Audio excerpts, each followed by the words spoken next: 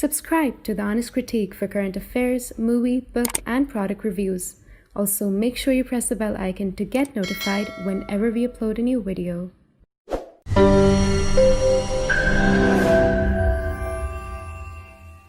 The views, information, or opinions expressed during the video series are solely those of the individuals and do not necessarily represent those of The Honest Critique and its employees. The following video contains strong language which may be offensive to some viewers. Viewer discretion advised.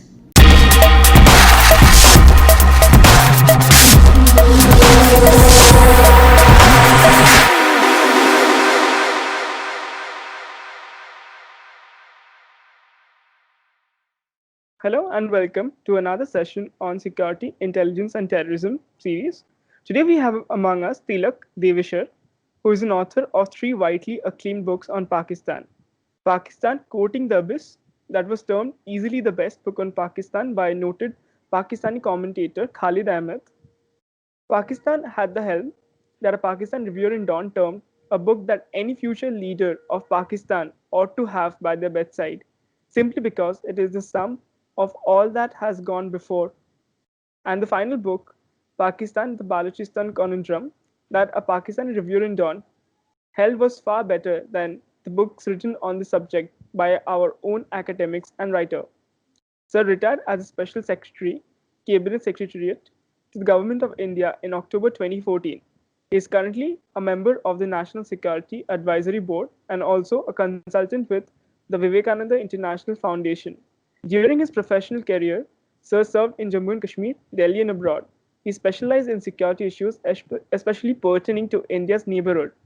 Post-retirement, he has continued to take a keen interest in special issues with focus on Pakistan.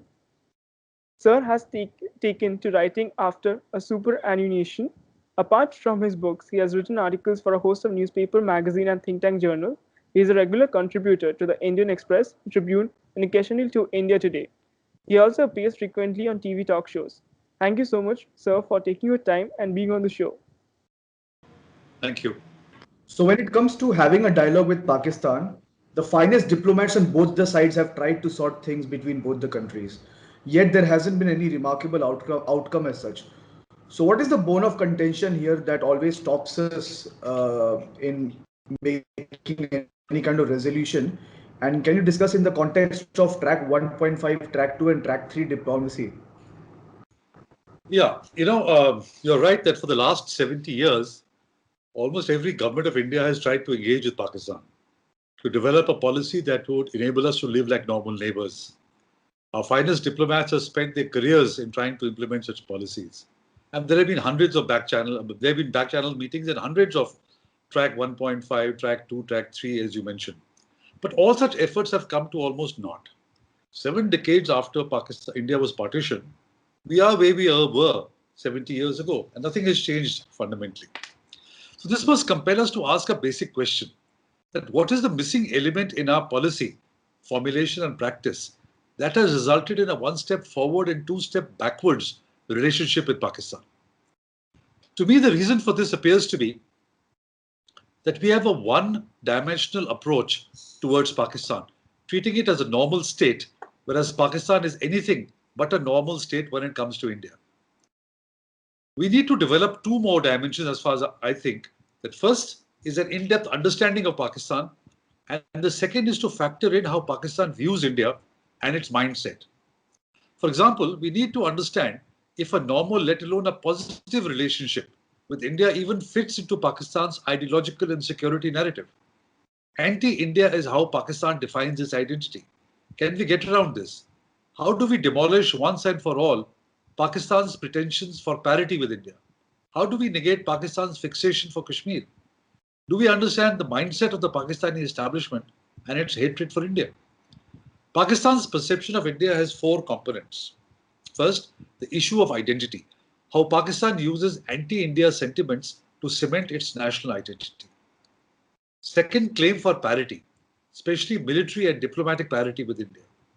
Third, the Kashmir fixation, how and why the quest for Kashmir is so inflexible. And fourth, the Pakistani mindset, how the peculiar mindset developed towards India adversely impacts Indo-Pak relations. Now, there are many in India who often wonder why can't there be better relations between India and Pakistan, and how long will we keep on fighting? Many also point to the perils of miscalculation between two nuclear weapon states. The most famous articulation, of course, has been that the bilateral dialogue should be uninterrupted and uninterruptible. Now, nobody can deny the benefits of an uninterrupted or an uninterruptible dialogue.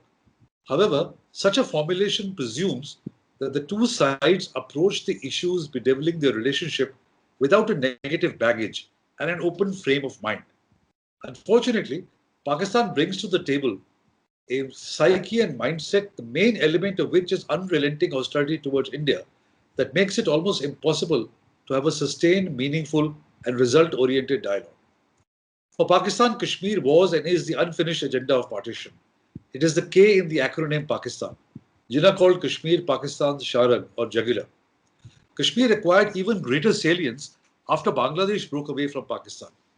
Issues of revenge against India apart, the creation of Bangladesh buried the two-nation theory and the use of Islam to weld a national identity. Pakistan thus needed another crutch as an ideological nationalist narrative. That crutch became the ideology of Pakistan, or Nazariya-e-Pakistan, of which Kashmir was an integral part.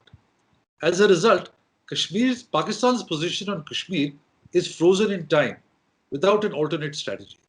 Its military strategy to wrest Kashmir by force in 1947, 1965, 1999 has repeatedly failed.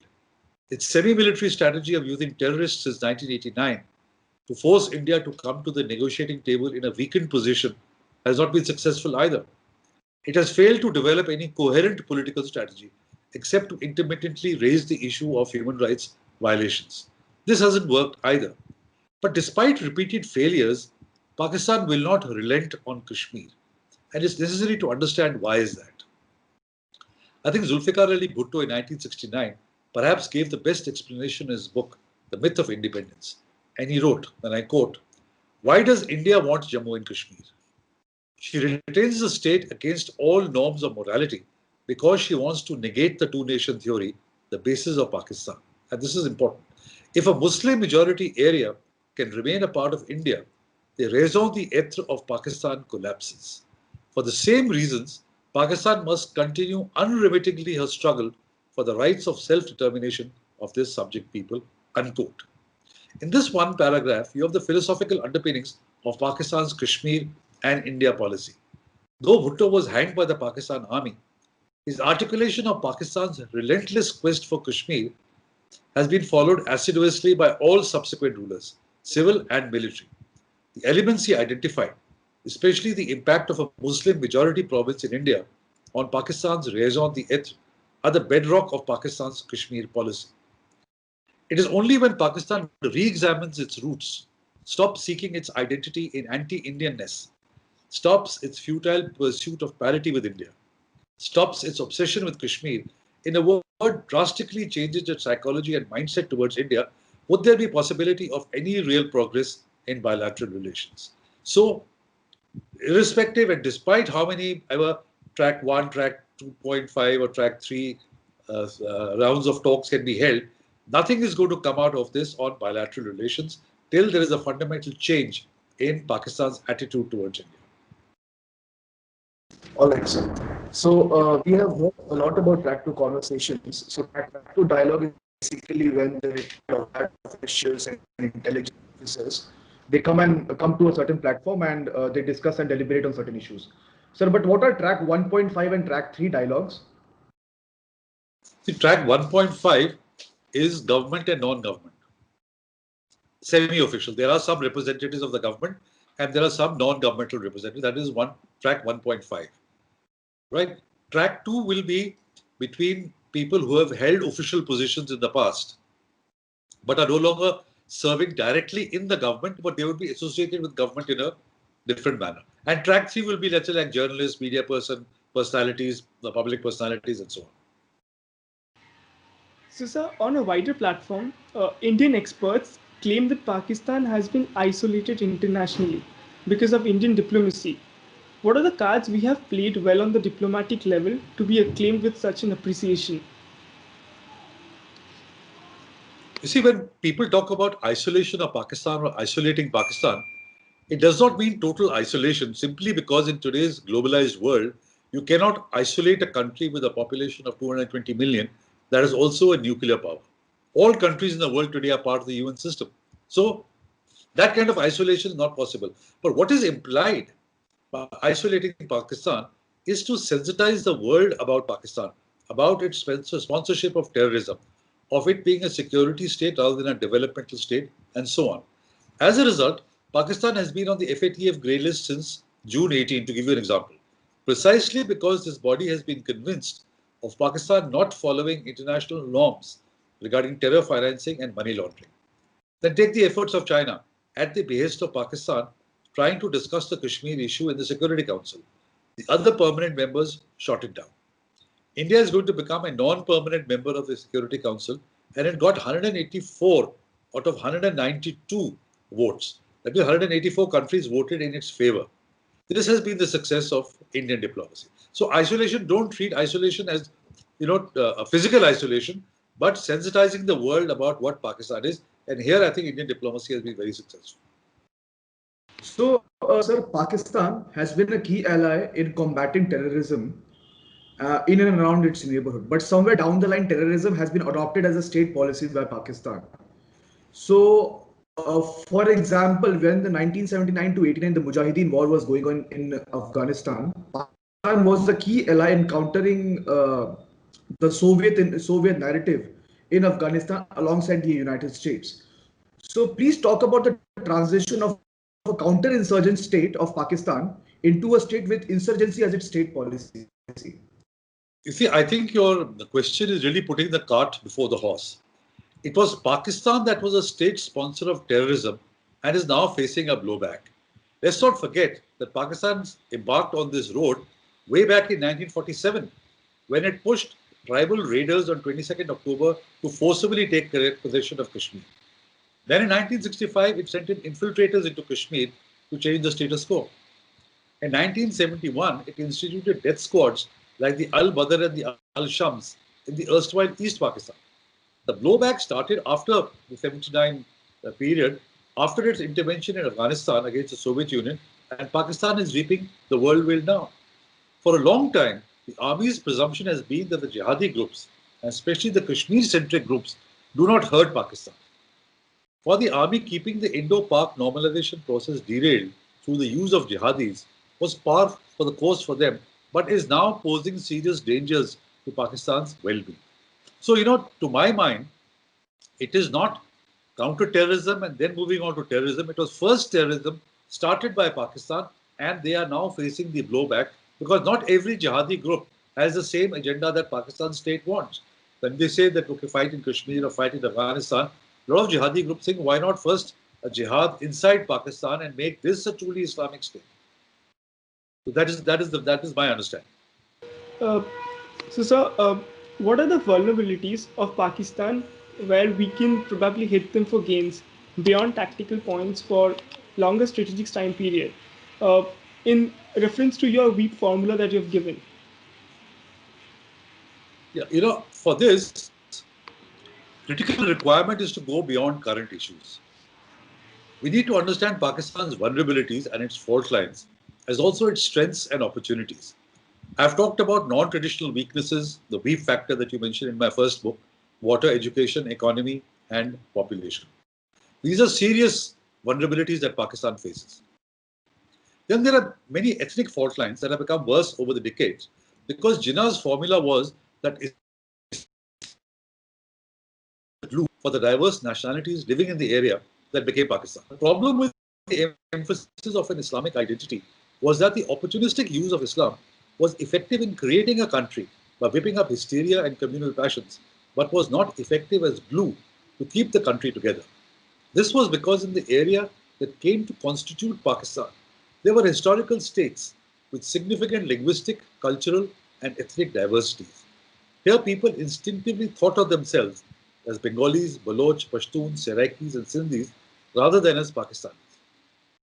Wali Khan best exemplified this identity dilemma when he said, I've been a Pashtun, and I quote, I've been a Pashtun for thousands of years, a Musalman for 1300, and a Pakistani for just over 40. Clearly, unquote, clearly for him and millions of others, the specific ethnic identity was far more important than a Pakistani identity. In fact, Maulana Abdul Kalam Azad had pointed out the basic problem with an Islamic identity. In an interview, he said, Pakistan is being demanded in the name of Islam. Division of territories on the basis of religion is a contraption devised by the Muslim League. It finds no sanction in Islam or Quran. Unquote. As a result, the building of a unique religious-based Pakistan identity was problematic because it was forged in the geographical area where people were predominantly Muslim already. So Islam or an Islamic way of life was never in danger here. It was not Islam that kept them united, but their linguistic, cultural, and historical bonds. Islam could not supplant these bonds in the same manner that it could in the Muslim minority provinces of British India. In these Muslim minority provinces, especially North India, the fear was that under representative government, where numbers mattered, the Hindu majority would swamp them. Thus, due to their minority status, the Islamic identity in the Muslim minority provinces of British India was very salient. In transferring the insecurities of a section of the Muslims of North India to the Muslim majority provinces, which became Pakistan, was to come a cropper. For example, for the Bengalis, language was a far more important part of their identity than religion. They broke away to form Bangladesh. A fifth insurgency is happening in Balochistan, and there is restiveness among the Pashtuns and the Sindhis, despite all of them being Muslims. So we have to think about these kind of ethnic vulnerabilities, these kind of ethnic fault lines in Pakistan to really be able to understand where Pakistan is at. And I don't think so. We need to do much about these vulnerabilities and fault lines because the Pak army approaches each issue as a security issue rather than trying to understand the political dimensions of it. So you can leave it to them to make matters worse. But by understanding a host of issues like these would help to identify how to leverage Pakistan's vulnerabilities. Yeah. So, sir, I have a small follow-up on that. So, Pakistan has sought to offset its vulnerabilities through relationship also with major powers, and we have seen with its close ties with, though its ties with US is approaching a breaking point, and we have seen how close it's with China at the moment as well. So, how do you think the Pakistan-China connection plays out in this context? See, at best, it could play out only in a limited manner. You take the case of water. Pakistan, as per Pakistan's own think tank, is going to become an absolute water scarce by 2025. Now, I don't see China coming in and diverting their own water into Pakistan. They can't. They have a water problem themselves. Pakistan has to take care of these vulnerabilities. Likewise, when it comes to ethnic issues, there's a Baloch insurgency raging. I don't see how China can come in. Pakistan has to tackle the political problem of the insurgency on its own. So yes, while it is useful to have friends, but the internal dynamics in Pakistan, whether it is the weak factors or whether it is the ethnic fault lines and a host of other issues, sectarianism, for example. These are issues that Pakistan leadership has to solve itself and not depend on foreign powers to come and bail it out. The foreign countries can bail it out as far as the economy, for example, is concerned. They can give them $1 billion, $2 billion, $3 billion loan. They can give them a deferred payment for oil and so on and so forth. But where these kind of ethnic issues are concerned or the other weak factors of water is concerned, education is concerned, I don't think so the other countries can bail out Pakistan. All right. So, since you are talking about Balochistan, sir, in your book, Pakistan, the Balochistan Conundrum, you have mentioned that the then Indian National Congress government did not take the accession of Balochistan into Pakistan seriously. So, what are the common links that we share with Balochistan, and how and why India sees it as a vantage point? I didn't say that India, the Congress did not take the accession of Balochistan with Pakistan seriously. What I said was that perhaps their leadership was also involved in other pressing issues like Kashmir or Hyderabad, and because Balochistan was not physically, maybe that's one of the reasons why. But in terms of connection with India, you see, historically, Balochistan's geographical location had given it a distinct advantage as a bridge between the Indian and the Mesopotamian civilizations going back thousands of years. Also, according to the Imperial Gazetteer, the former rulers of Kalat, which was the main princely state in 1947, former rulers of Kalat were Hindus, Shiva by name.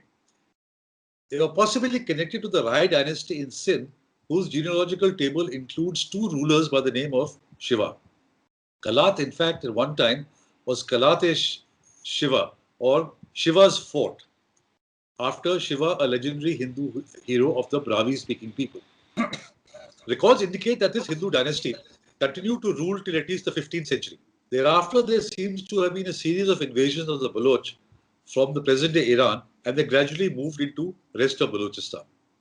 Subsequently, this Shiva dynasty collapsed due to the combined Baloch and Mughal invasions. Two distinct linguistic streams make up the Baloch, Balochi and Brahvi. Balochi, of course, resembles Kurdish, though it has preserved distinctive features of its own. Brahvi, interestingly, reveals an unmistakable resemblance to Tamil. And arguing on linguistic basis, Baloch scholars believe that the Brahvi are of Dravidian, making them perhaps the only Dravidian survivors in northern India. This is borne out in similarities in words. Thus, Urur or village, Arsi or rice, Tanni or water, is common in both Tamil and Brahvi even today. Interestingly, Elam, which means independence in Tamil, was the name of a Brahvi Urdu weekly that was started publication in 1960 and exhorted the government to promote both Brahvi and Balochi. Now, historically, Balochistan was independent only for short periods and was either part of the Persian or the Afghan empires. The Mughals were more focused on Afghanistan and Central Asia than Balochistan. But during the last 2 centuries, the political history of the area became linked to India thanks to the compulsions of the great game of the 19th century.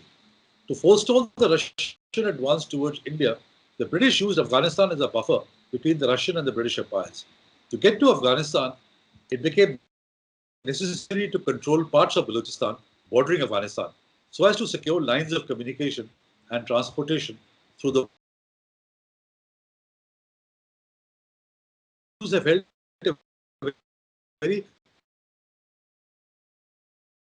they were very prominent in the economic life, especially. In Kalat's history, a Hindu invariably headed the finance ministry. There are also examples of Hindus serving as governors of provinces. When the British laid siege to Kalat in 1839, the finance minister was one Diwan Buchamal, who defending. In 1947, during the communal carnage of partition, Balochistan, the Hindu community was untouched and continued to live in under Kalat's constitution promulgated by the Khan in 1947. 5 Hindus were elected to the 52-member lower house of Darul Aman. These briefly are the links that we historically share with Balochistan. So, sir, with these historical civilizational, linguistic, and political links we share with the Balochi population, the question arises is, are we doing enough for the Balochi people, their liberation and their freedom movement and their struggle for justice?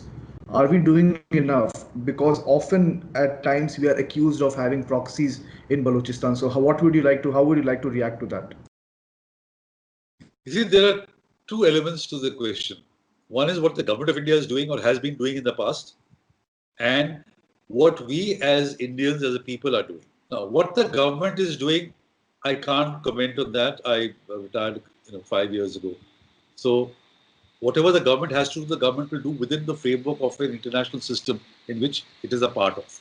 But I am more interested, and I would like to sort of make this point, that what are we as Indians doing to help Balochistan, to understand Balochistan, or to spread what is happening in Balochistan to the rest of the world? Simple thing, all of us are on social media, whether it is Twitter, whether it is on Facebook or whatever. I think we should follow and like and retweet and tweet about Balochistan. There are so many Baloch who are on social media. We should follow them. We should retweet whatever they are saying, understand what they are saying, and spread it all over India and all across the world too. That is some way in which we can play a part in putting pressure on the Indian government, as well as putting pressure on the rest of the world community that look at the kind of injustices and grave violations of human rights that are happening in Balochistan, which Pakistan has tried to keep a lid on. So I think it's incumbent upon us. We too have a responsibility if we really care about Balochistan and not just depend only on the government. The government will do or can do only so much within the international system. I mean, you can't have Indian army landing up in Quetta, for example. That's not going to happen. It's just not possible. So it's very easy to say, what are we doing about it? But what are you doing about it? So I think this is important for all of us to put pitch in and do our bit about the Baloch. That's actually a very great insight into how we can actually play some role in being their voice. So, sir, my point, I was asking you that what we have seen initially, and since you mentioned about the Bengalis as well in the Liberation War, so Bangladesh used to share a border with India, and the way we could influence the movement, it was basically easier for us as Indians to influence it. But we do not directly share a border with Balochistan. How can we influence the movement, or in fact help them, in case we want to? Yeah, see, that is precisely the point. Even if you shared a border with the then East Pakistan, if Pakistan had not messed it up, if Pakistan had not cracked down on the Bengali population of East Pakistan, we would not have been able to do what we did. Likewise, in Balochistan, Pakistan army is the same kind of human rights violation that taking place in Balochistan. The problem in Balochistan is that the critical mass of population is not there. It's a huge province, 44% of Pakistan, but only about 6% of the population, which also includes the Pashtuns. Therefore, directly for the government of India to do anything will be violative of international norms. But as I said, so it becomes incumbent upon us on human rights issues to be able to inform the rest of the world and people in India also what is actually happening in Balochistan. Because Pakistan has clamped a lid. Mainstream media does not report about Balochistan at all. It is only social media that is reporting about Balochistan. And here, because of the vast population of Indians who are on social media, I think we should be able to give the Baloch a lot of traction and make their plight known to the rest of the world. So, sir, now when you bring the China aspect as well, we have seen that through the Belt Road Initiative that China has seen. With China's also export-oriented economy, it's critically dependent on the unfettered movement of resource and good across seas as well. And do you think what looks like an economic issue, for example, might turn out to be a military problem if Chinese decided to deploy its navy in the Indian Ocean? And why is it so worrying if it decides to do that? And we are on an unfettered claim on Gilgit-Baltistan where the road passes as well. How do you see this? See, China's basic problem in the Indian Ocean is the Malacca dilemma. 80% of China's energy supplies pass through the Straits of Malacca, and thus it is vulnerable to any disruption. It has therefore felt an imperative to have its navy in the Indian Ocean to safeguard its energy supplies before it comes out of the Straits of Malacca and heads to the South China Sea. Now, it's very easy to block it. It's very easy to block the Straits of Malacca, and then China will really be suffering. It'll have to go further down to use either the Lombok Strait or there's one other strait over there. It'll have to use that. So what China is trying to do is to persuade Thailand to construct the Kra Canal across the Kra Isthmus. The Kra Canal will be about 120 kilometer canal, which will connect the Gulf of Thailand to the Andaman Sea and connect the South China Sea to the Indian Ocean. There's a lot of debate within Thailand itself because Thailand has its own problems. But this is basically the problem that China faces of how to protect its energy supplies and its other commercial goods coming in by sea through the Straits of Malacca. That's the reason for China's so much of emphasis on the Indian Ocean. Now, if it does decide to deploy its navy to protect its supplies in the Indian Ocean, certainly India cannot object because, as you know, we believe in freedom of the seas and freedom of navigation. Any ship can go anywhere which is not a territorial water. But it will certainly complicate matters for us, that we will have to be far more careful and aware of Chinese presence in the Indian Ocean, as will the United States, as well as the other countries also. So that is one issue. The other issue which you talked about is Gilgit-Baltistan. I didn't get the point that you were trying to make, which is the sovereignty of Gilgit-Baltistan. What did you say? I was saying, how will China react for our claim on Gilgit-Baltistan and since the Belt and Road Initiative actually passes through that region. Yeah. So, when it was being on the drawing board, we had made our objection to China very clear that this is the sovereign area that is claimed by us. And you are passing your corridor through an area which is our territory. And that was made very clear to the China. The Chinese have taken it on board.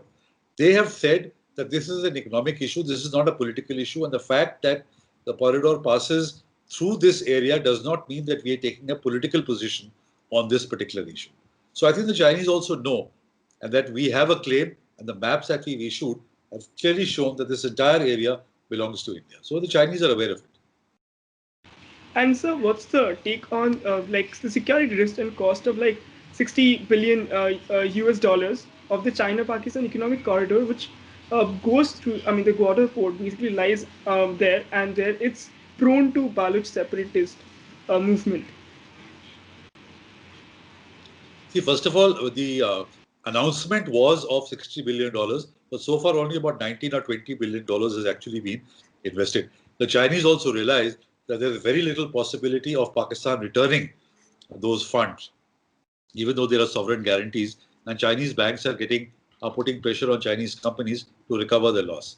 So I don't think so. The investment will go up to $62 billion as it was slated to be.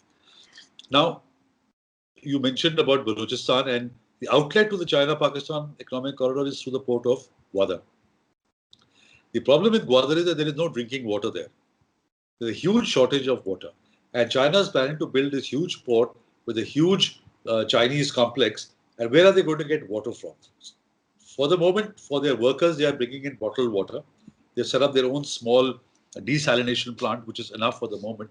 But if, as expected, that Gwadar will become a city of 2.5 million or 5 million, it will have huge problems as far as even water is concerned. Then, you rightly mentioned there are Baloch insurgents. The Baloch don't want the China-Pakistan economic corridor. Not that they are opposed to development, but what they are opposed to is that the Baloch have not been consulted about the benefits that will accrue to the Baloch. There was a statement made by a minister in parliament that 90% of the, I think it is almost 90% of the profits of Gwadar port will go to China, and the balance will go to the federal government. Balochistan gets nothing from the construction of the Gwadar port. So that's why the Baloch are upset about it, and China is going to face a constant headache where the Baloch will keep taking pot shots, and at one time they may not have been successful so far, but one time they will be successful. What happens to the port and their facilities and the Chinese workers at that time? So it is a matter of worry for the Chinese. Yes, sir. The other point which I want to ask you is, do you think the Chinese naval base at Gwadar will increase Indian operational dilemma and his approach towards an aggressive foreign policy towards Pakistan that this government is known for? See, Gwadar is an extremely strategically located. Its potential, not actual today, but its potential is based on its location on the Makran coast, which is some over 200 miles from the Strait of Hormuz, through which 40% of the world's oil supply flows.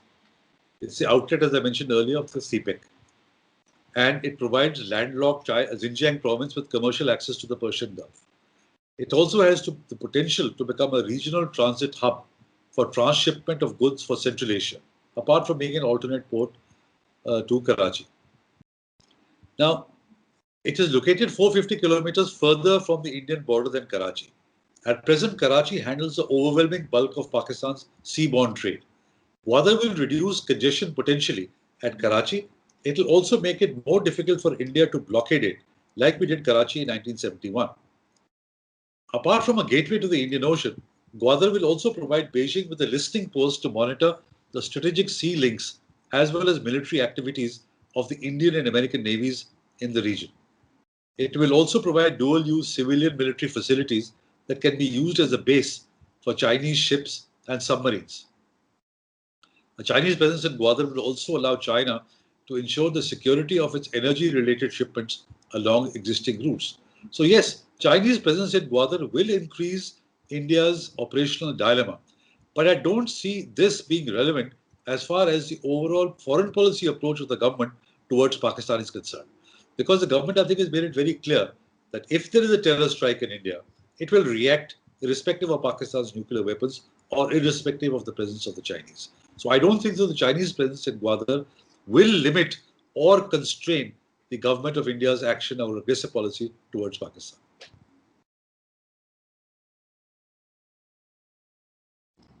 All right. So now, just changing the setting a bit. So it's been a year since the Article 370 episode took around Kashmir, and there is a great sense of alienation among the people of the valley as we speak. And some experts have also suggested that whatever trust that existed between Srinagar and New Delhi is now terminated to a very large extent. So how does the road ahead looks like in Kashmir, and what are your personal assessment on the whole scenario? You see, here I think the presumption is that before 5th August 2019, say, दूध और शहद की नदियां बह रही थी. There was a great deal of happiness in Srinagar, and that has got disrupted, and there is alienation now. I don't think so. So that impression, first of all, needs to be corrected. I think the focus of the government in the past 1 year has been on security and to disrupt the overground network of terrorist support, or the OGWs as they are called. This has been done quite effectively, though some remnants remain. I think this is one major achievement of the government. Now the focus of the government is shifting to governance, to development, and to reaching out to people. Now this is going to be a long process, it's going to be a difficult process.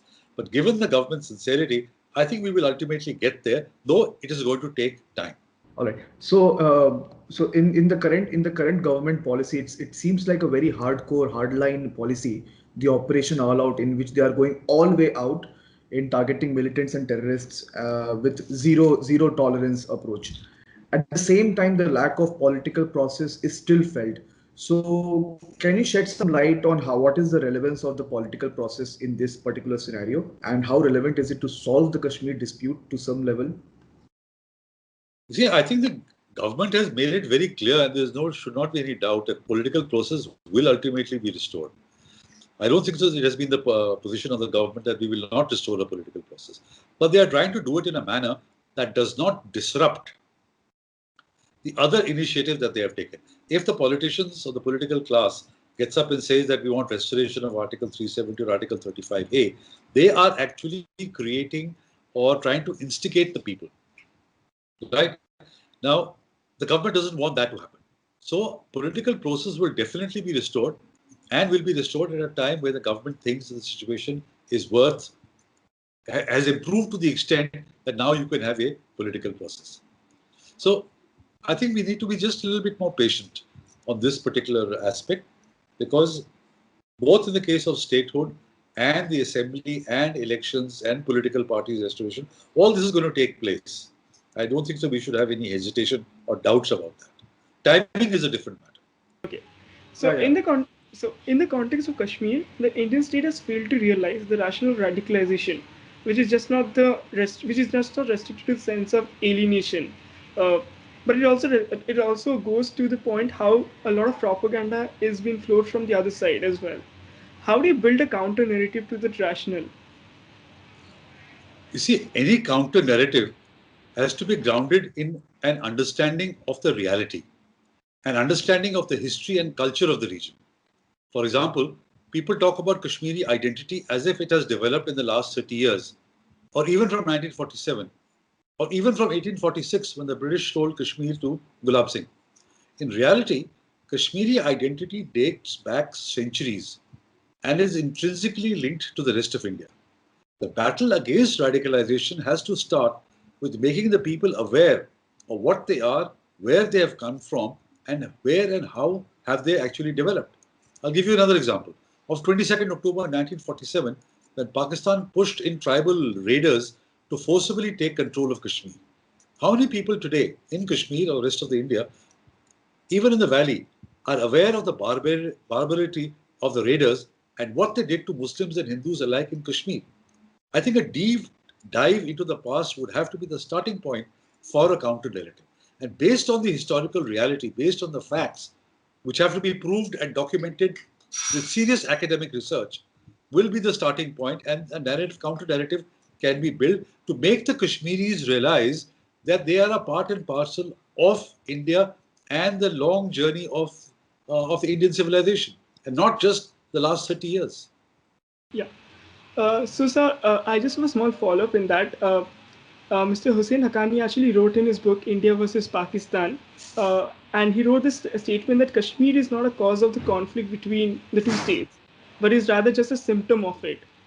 And so, do you think, as a probable scenario, like Pakistan foreign policy, which is mostly based on attacking India as such, as in ground, can go beyond Kashmir, if even if the problem is solved, or will it altogether, like we have seen recently as well, Mr. Imran Khan on United Nations speaking about Kashmir, most of the places rather than speaking about his own country. Uh, how does Pakistan foreign policy will look without Kashmir, in a sense? You see, as I mentioned in my in response to your first question, it seems very difficult. Pakistan would benefit enormously if they got rid of the Kashmir obsession. But everybody has a stake in pursuing Kashmir. The army has a stake because they get all the funds. The politicians can burnish their Islamic credentials by talking about Kashmir. For the local people, they get a holiday, 3-4 holidays in a year to raise slogans on Kashmir. So I don't think Pakistan can jettison Kashmir, but they will benefit enormously. Then there's the question of the two-nation theory. And as I quoted Bhutto, that if you continue to have a Muslim majority state in India, then what is the need for partition? If Muslims can live in India, in fact, this is a question that Jinnah didn't answer. When he was leaving for Pakistan in 1947 on the flight, he was asked that what message do you have for Indian Muslims or Muslims who stayed behind? He said they should be good citizens of India. The follow-up question was that if they can be good citizens of India and if the Congress government can look after them, then what was the need for creating Pakistan? And he didn't have an answer to the question, so he just boarded the flight. So, this is a dilemma that Pakistan has, that they cannot live or allow India to live with the Muslim majority province, and they themselves are so obsessed with Kashmir that their own development, diversion of funds, having a huge army and getting training jihadis, they have ruined their country just because of this one particular obsession. I think in one of your speeches only I heard where a Pakistani professor once asked, if we remove the Muslim identity, what is the Pakistani identity about? So it's like the second-grade Indians. Yeah. So that was Professor Wahidur Zaman, and his very famous quote. He said, if the Arabs, the Iranians, and the Turks give up Islam, the Arabs will remain Arabs, the Turks will remain Turks, and the Iranians will remain Iranians. What will we remain if we give up Islam? And the answer was second-rate Indians. So, this is the basic identity dilemma that Pakistan faces. That what are they? You ask a Pashtun, you ask a Baloch, you ask a Sindhi, they will say, we are Sindhi, we are Baloch, we are Pashtuns. They have not been able to create, even after 70 years, an overarching Pakistani identity. And they thought Islam would provide that identity, and as glue, it didn't work because it was superimposed on an area which was already 95% to 98% Muslim. Islam was never in danger there. So if you keep talking about Islam, Islam, Islam, and people are saying, what about my language, my culture, my history, my right of self-rule, provincial autonomy? Those are more important issues than just Islam. Sir, in fact, the Pakistan commentator Khalid Ahmed in fact mentioned that Pakistan nationalism comprises of 95% India hatred, and they call it Islam because that's how we learn to differentiate ourselves from India. Yeah, absolutely. Correct. 100% correct. So the Afghan peace process is all due to start and all parties are waiting. Oh, I'm sorry. New developments.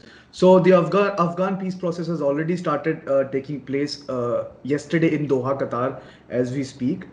And with that being said, what are the Indian interests in Afghanistan? Do we need to engage? Do we need to engage with the Taliban in a manner which gives them legitimacy, or do we need to have a backseat here in the whole theater? You see, I don't think so for India sitting out is an option. Now, as far as our interests are concerned, let me begin with the Indian statement on the US-Taliban agreement. The details are well known, but I'll just quote one line from what was said. The really interesting part of it was, quote, as a contiguous neighbor, India is a contiguous neighbor of Afghanistan. The reference was to Pakistan-occupied Kashmir. That's how it shows how important Afghanistan for India that we treat it as a geographical neighbor. Now, a troubled Afghanistan would lead to conditions that will affect our security interests.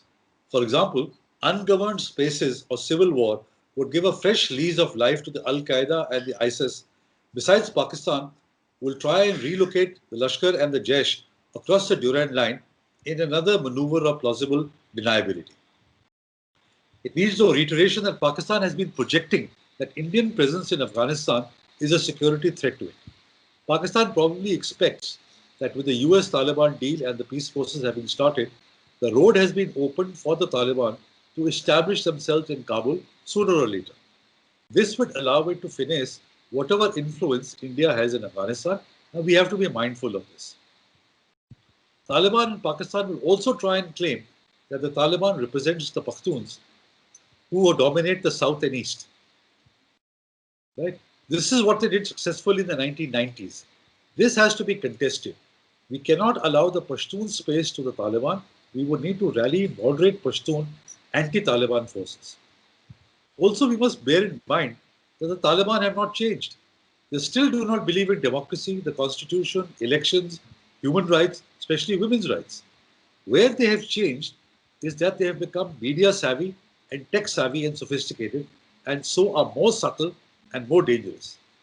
The Taliban so far have been successful mainly because of their organizational structure and command and control authority have remained intact. Their backing by Pakistan and their diplomatic outreach is felt and accepted far beyond Afghanistan's neighborhood.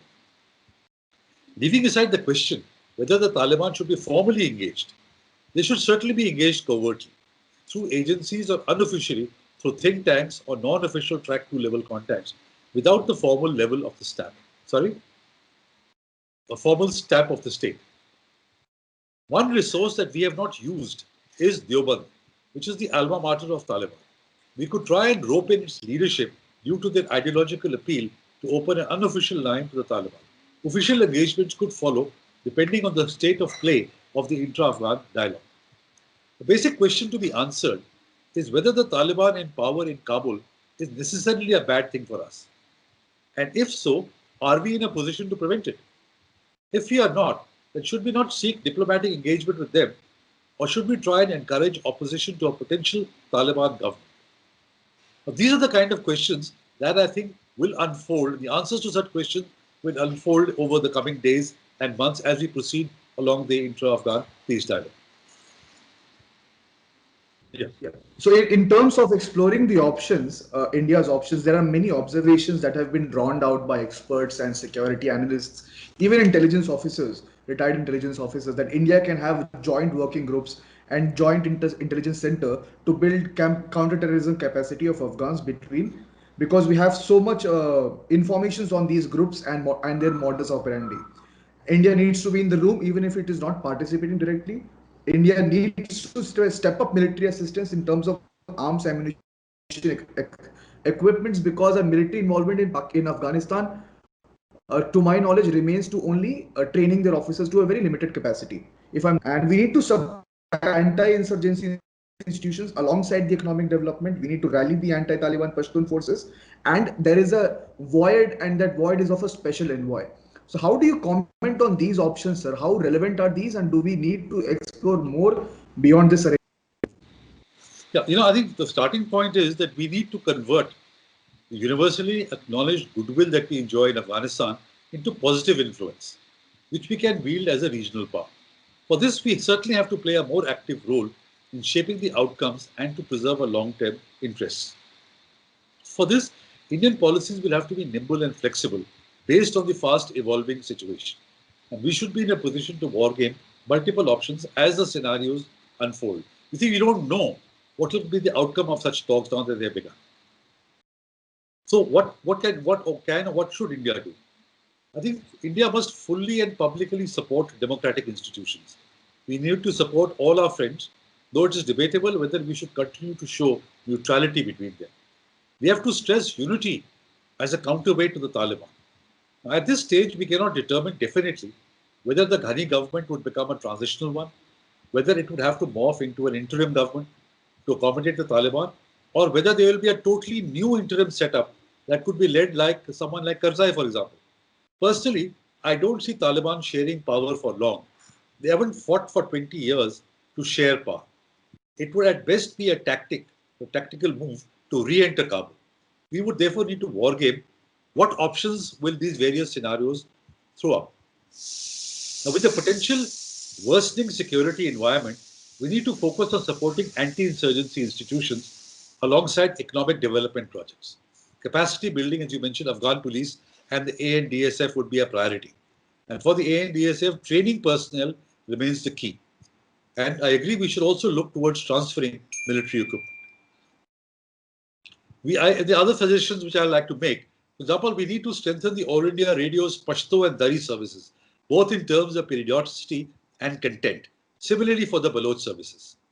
There is need to set up an Afghan think tank, something like the Afghan Institute of India or the Indian Institute for Afghan Studies. Today, in most think tanks in India, especially in Delhi, Afghanistan, like Pakistan, is an adjunct to some center or the other and is not studied in detail in itself.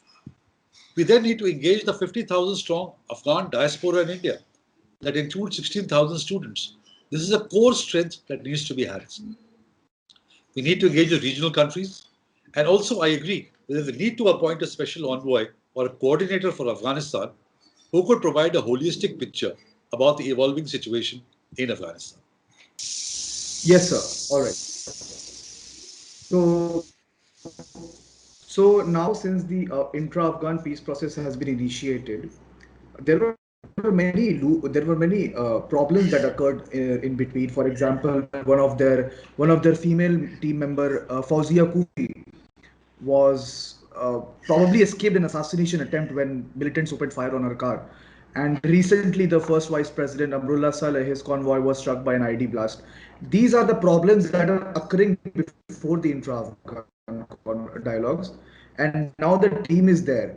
What is your personal view here? Because when I spent quite some time there in Kabul and other parts of Afghanistan, and when I get the inputs from the young people, they're quite hopeful about this whole dialogue taking place. To end this 20 years of war? What is your personal take? What is your personal opinion? Considering you have worked a lot on issues concerning India, Afghanistan, and Pakistan.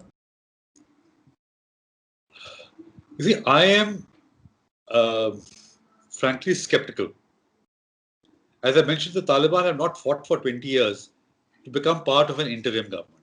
They have not changed. They don't accept constitution, they don't accept parliament, they don't accept human rights, accept what their version of it. So where is the meeting ground? Unless, this is for me is like a tactic, because the international pressure is there. They need to force the Americans out. So long as the Americans are in Afghanistan, the Taliban know that militarily they cannot take over Kabul. So I personally feel that they are negotiating this intra-Afghan dialogue is basically a tactic to make sure that the Americans pull out. It suits the Americans to pull out before the November elections. It fulfills President Trump's promise. But once that is done and the Americans are out of the way, I think they will retort back to a military situation. And that will then lead to a civil war. Even if the Taliban come into Kabul, I don't see the non-Taliban Pashtuns or the Tajiks or the Hazaras and the Uzbeks accepting a Taliban government. So I think Afghanistan will degenerate or deteriorate unless a very strong pressure is put on the Taliban and Pakistan is taken and Pakistan's arm is squeezed to ensure that it does not continue to provide sanctuary to the Taliban.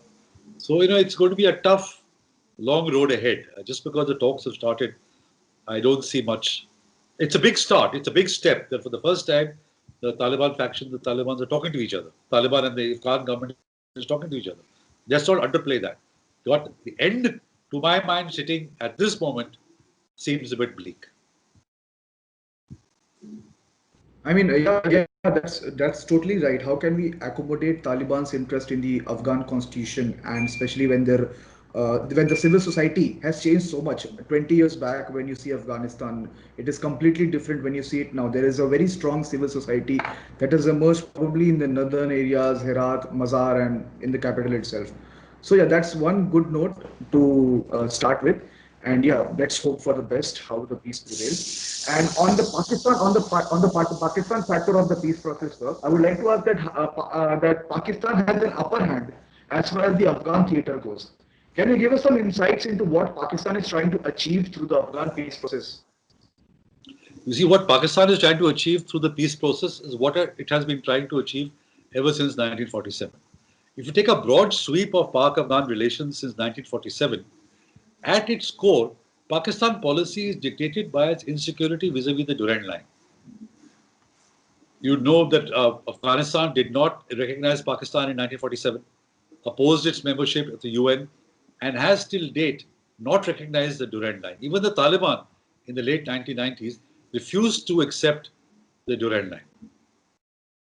So, though Pakistan treats the Durand Line as a settled fact, it has always been insecure about the lack of acceptance by Afghanistan. This insecurity is real, given the common Pashtun populations straddling both sides of the Durand Line and about 20 to 25% of Pakistan's territory being vulnerable to any Afghan revanchist designs. Pakistan's policies are thus towards Afghanistan are thus geared to an Afghan government accepting the sanctity of the Durand Line as the international border, so there is no ambiguity left as far as the western borders are concerned. Then Pakistan's policy is also geared that in case the government in Kabul does not accept the Durand Line, at least there should be a weak government in Kabul, dependent on Pakistan, which will ensure against any revanchist posture. This will also ensure that India has denied space in Afghanistan. And now a term you would have heard of frequently used in Pakistan is strategic depth.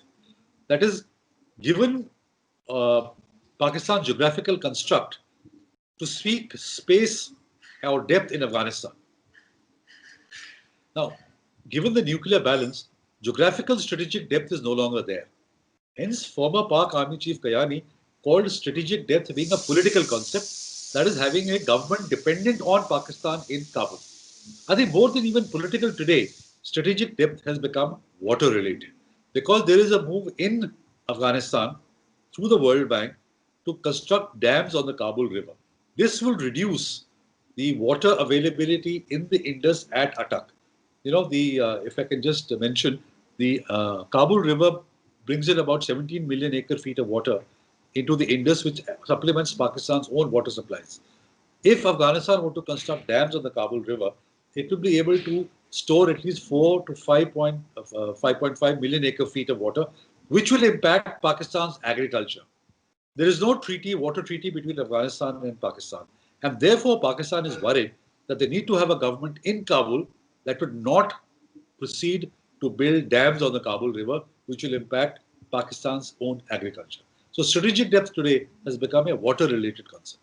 But this is Pakistan's overarching objective in the peace process and vis-a-vis Afghanistan, to make sure that the Durand Line is recognized, if not to have a weak government in Kabul that will make sure that does not raise revanchist design or meddle with the water supplies.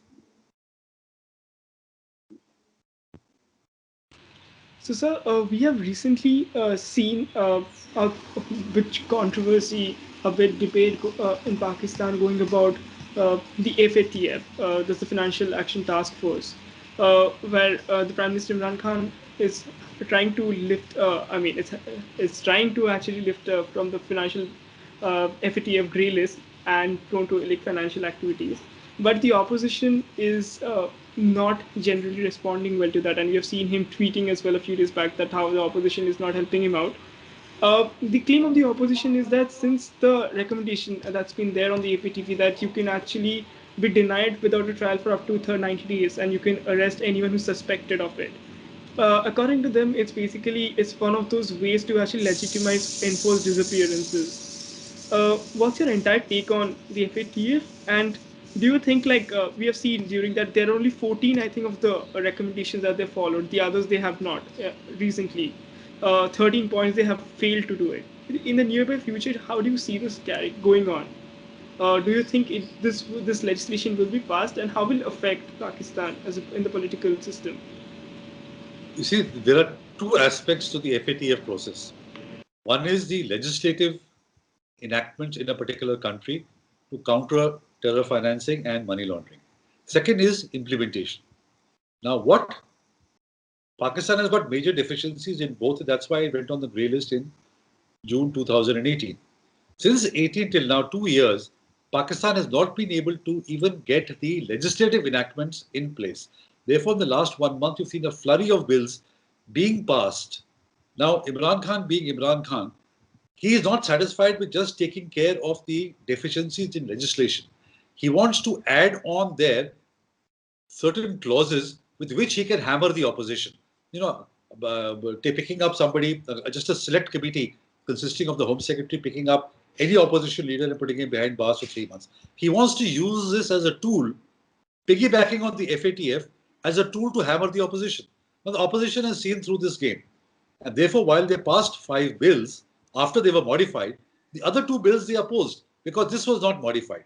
Now, he's trying to make out that the opposition, by not passing these bills, is trying to ensure that the opposition is following India's agenda and wants to put Pakistan on the blacklist. This is total nonsense.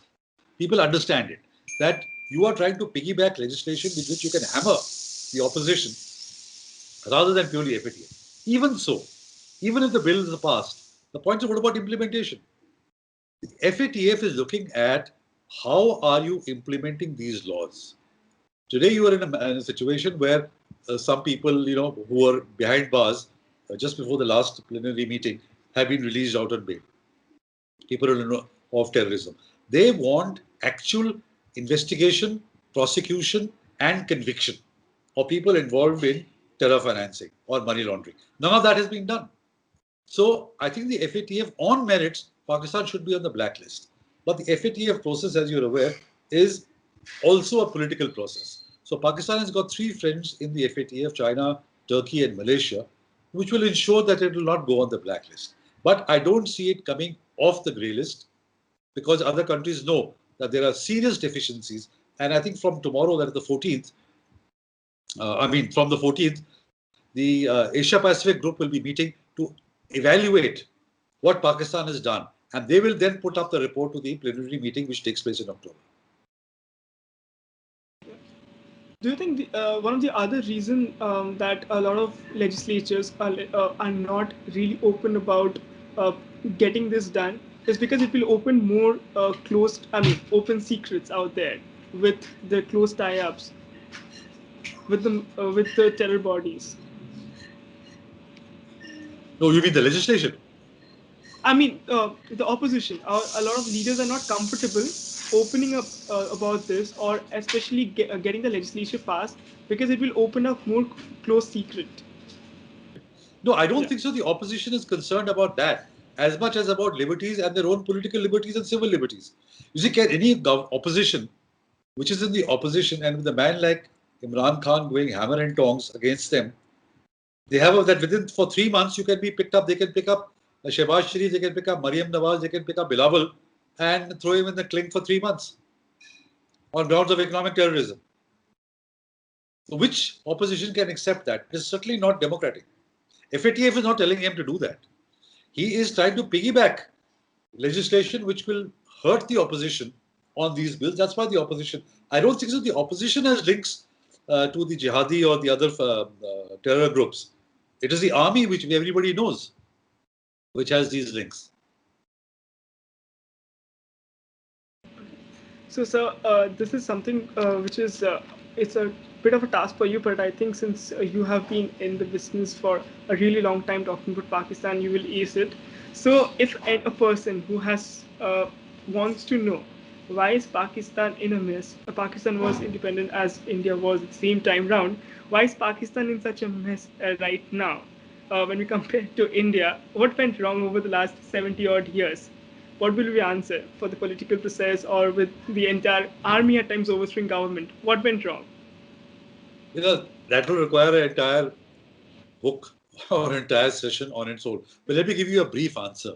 You see, the basis of creation of Pakistan, that Islam provides the glue for the formation of a country, was itself incorrect, wrong. Jinnah's thesis was wrong. As Maulana Azad, as I quoted him earlier, said that neither Islam nor the Quran anywhere states that Islam alone can become the basis of a nation. In fact, the Qawm, which mentions in the Quran, the concept of a Qawm is both Muslims and non-Muslims. Like, so if you try and say that only Muslims will be over here, then either you get all the Muslims in the subcontinent, which Jinnah didn't want. So I think the fact that Pakistan went wrong right from the word go. And then everything else compounded the mistakes. Now, in such a situation, if you have more doses of Islamization, again, very perceptive remark of Maulana Azad, he said in India, there are different factions or sects of Islam. You have the Deobandis, you have the Ahle Hadith, you have the Shias, and their loyalties to their sect. If you have a process of Islamization and you single out what Zia did, Zakat and other things, you single out to promote the Sunni sort of version of Islam, then the Shias and others will get upset about it. So you will have sectarianism. So you had first a fundamentally wrong premise for the creation of Pakistan, and then you injected doses of Islamization, which led to greater sectarianism. You created this structure in a situation where you had strong ethnic minorities which had their own history, their culture for thousands of years, much before Pakistan was born. So there they said, we are already Muslims, so what is this whole thing about Islam in danger? So it's a very complex issue, but I think the fundamental premise, a very simple answer would be that. So, I think. Yeah, want to go for something, Siddhant? Chalu. So sir, I was thinking of ending it in a positive note and asking you about this. How do you think, from both the people, it's not all people are bad in Pakistan either, in sense. So do you think a liberal visa regime could bridge the gap that's been existing for the last few years or so? A liberal visa regime, for example, or probably allowing more people to travel freely in India, not just a strict visa, restricting them to a few places. What would happen? I mean, that will help Indo-Pak relations. I mean, actually, I'm saying bridging the two people out there. It's not the common people and the people of India in that sense. So your question actually assumes that the people in Pakistan, the civil society in Pakistan actually impacts policy. Right? It doesn't. It just doesn't. By allowing people to come here or allowing Indians to go there, yes, you can have people-to-people contact. But you look at TV channels, for example. Whenever a Pakistani comes on an Indian channel or Indian goes on a Pakistani channel, the bitterness is so much because of what the establishment in Pakistan is trying to achieve. It just does not. You see, the Pakistani mindset, the Pakistani establishment, a good relationship with India just does not suit them, does not suit their anti-India narrative. So you continue for 70 years, you've been banging your head on the wall by thinking that Pakistan is a normal state. I don't see how having a liberal visa regime is going to help.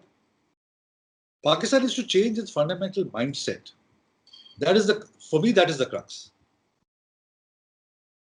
And do you think it's going to happen in any time future? Not in my lifetime. I don't think so in your lifetime either. I'm sorry to be so sort of a realist, but I'm not pessimistic. I'm just being a realist. Okay. We wanted to end up on a good note, but the reality is not that good enough. So we'll end on that itself. I think we covered a lot of things. We covered China, we covered Balochistan in quite a depth. We touched Afghanistan pretty well. We covered Kashmir, and finally we ended up in Pakistan again. So, sir, it's a small task for you, which we give it to all our guests for the SIT series. Any 5 books that you will recommend our viewers to read? Well, being very selfish, 3 are my own books. I have all the 3 with me. I read this one, Pakistan at Helm. Okay. And I have Quoting the Abyss right here, the Balochistan Conundrum here. Okay. Yeah, which is yet to be read. You see, it's very difficult to zero in on books because unless you have to be, books are specific, topic related. If you're interested in Indo-Pak relations, for example, then there'll be a different set of books. If you're interested in Afghanistan, if you're interested in China, if you're interested in India itself, or if you're interested in intelligence. So the different books, courses, horses for courses. So I can't generalize and say which. Let's 5 each, sir, 5 each. 5 each. 5 each, India, Pakistan, Afghanistan, intelligence. Okay, so I think T.C.R. Raghavan's book, People Next Door, is again a very good roundup of Indo-Pak relations. On Afghanistan, I think there's a very good book by Abu Bakr Siddiqui, The Pashtuns. And which is the other one you mentioned? Which other topic? Intelligence, sir. Intelligence. Intelligence. I think Mr. Vikram Sood's The Unending War. That's a very good book. So any couple of more books you can suggest on terrorism as such as a wide topic, or just Indo-Pak or Pakistan itself? You've caught me off guard because I'm not. Hussain Haqqani's books are very good. Pakistan between mosque and military, and his thing on Pak-US relationship. That's very good. And on Pakistan Army, Stephen Cohen is very good. It's an old book, but very good book. Shuja Nawaz's new book is also very good. Any books, sir, for understanding the political history of Pakistan over the years? Or if there's a political process, military history as well will do. Yeah, military history. The Shuja Nawaz's book, that is a recent book. Reimagining Pakistan by Haqqani. That's a new book. Yeah. And Shuja Nawaz has also written one recently. I was trying to see if I have it here somewhere. So we didn't talk about Pakistan's nuclear, but this is a good book by Hassan Abbas. Pakistan's story of Pakistan's nuclear bomb. This is a good thing if you ever want to something on. Can you see that? Yes, sir. Hassan Abbas, Pakistan's nuclear bomb. And on Pakistan political, Shahbaz Mazari, A Journey to Disillusionment. It's an excellent book.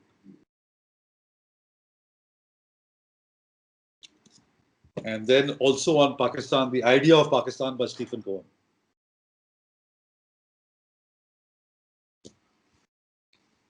Thank you so much, sir, for taking your time and giving us an interview. It was a lovely experience hosting you, and more than an honor to actually listen to you.